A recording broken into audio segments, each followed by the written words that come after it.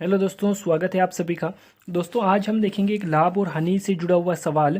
दोस्तों बहुत ही इंपॉर्टेंट सवाल है ये, और ऐसे सवाल जो है वो बार बार एग्जाम्स में पूछे जाते हैं। तो सबसे पहले हम लोग सवाल देखते हैं कि किसी सिलाई मशीन को 8,000 रुपये में बेचने पर दुकानदार को 500 रुपये का लाभ होता है। तो बताओ उसे कितने प्रतिशत का लाभ हुआ। तो दोस्तों ऐसे सवाल देखते ही जो है वो बच्चे क्या कर देते हैं कि एक तो वो अपने फॉर्मूला जो उनने रटे हुए होते हैं उनकी तरफ ध्यान जाता है उनका, और दूसरी बात जो है वो कि वो क्वेश्चन को सही से समझ नहीं पाते हैं। ठीक है, क्योंकि वैसे तो उनको आता है चीज़ें, लेकिन वो सवाल को समझ करके कि उसने क्या पूछा है ये बताने में असमर्थ होते हैं। तो आपको मैं समझाता हूँ कि ऐसे सवाल को आपको सबसे पहले करना क्या है। तो इसमें आप लोग को कुछ भी नहीं करना है। सबसे पहले आप लोग को देखना है कि वो सवाल क्या कह रहा है, उसको एक बार ध्यान से पढ़ना है। तो यहाँ पे किसी सिलाई मशीन को 8,000 रुपये में बेचने पर, तो ये इतना सा पढ़ने पर आप लोग को लिख लेना है कि यहाँ पे जो है मशीन का विक्रय मूल्य क्या हो गया दोस्तों।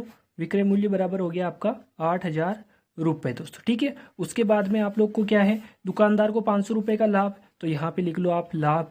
ठीक है, लाभ बराबर 500 रुपये। अब आप लोग के पास में ये दो चीज़ें आ गई है, तो अब मैं आप लोग को बताऊं कि आप लोग क्या विक्रय मूल्य निकाल सकते हो, क्रय मूल्य निकाल सकते हो।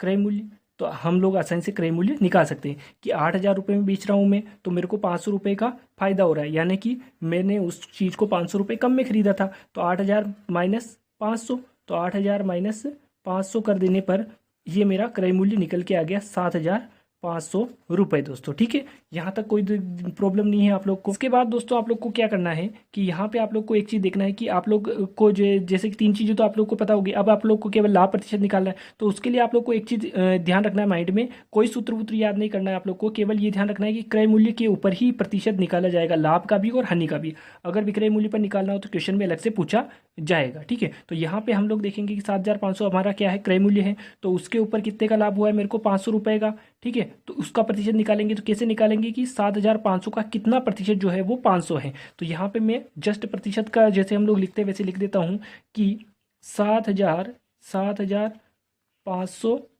का x प्रतिशत बराबर 500, ऐसे करके जमा लेना। आप लोग को कोई भी सूत्र याद करने की जरूरत नहीं है। अब आगे क्या करूँगा मैं कि इसको सोल्व कर लेंगे, जैसे प्रतिशत का हम लोग सोल्व करते हैं। 7,500 का की जगह पे गुणे का निशान, x की जगह ऐसा कैसे, प्रतिशत का 100 बराबर 500 आ गया।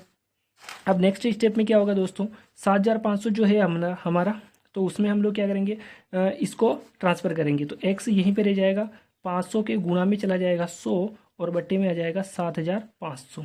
तो ये यहाँ पे 2 जीरो से 2 जीरो कट गया, 5 एकम 5, और 5 से इसको कट करेंगे तो 15 आ जाएगा, और हमारा जो है वो निकल के आ गया आपका 100/15 दोस्तों। ठीक है, अब आप लोग इसको भाग दोगे तो 15 छक्का 90 होता है। उसके बाद जो है वो क्या बचेगा दोस्तों, 10 बचेगा, भाग नहीं जाएगा, दशमलव लगा के 0, तो 15 छक्का 90, फिर 10, फिर 10, तो 6.66 करके आप लोग इसको आसानी से लिख सकते हैं। और यही दोस्तों हमारा आंसर होने वाला है। तो आप लोगों को कुछ भी नहीं करना है, बस क्वेश्चन के हिसाब से आप लोग को विक्रय मूल्य लिखना है, लाभ लिखना है, क्रय मूल्य, और ये तो आप लोग लिखोगे यहाँ पे। बाकी अगर आप लोग किसी कॉम्पिटिशन एग्जाम में बैठ रहे हैं तो आप लोग को लिखने की भी जरूरत नहीं है। तो मेरे हिसाब से आप लोग इस ट्रिक से आसानी से ये सवाल सॉल्व कर सकते हैं। तो आज की इस वीडियो में इतना ही, मिलते हैं।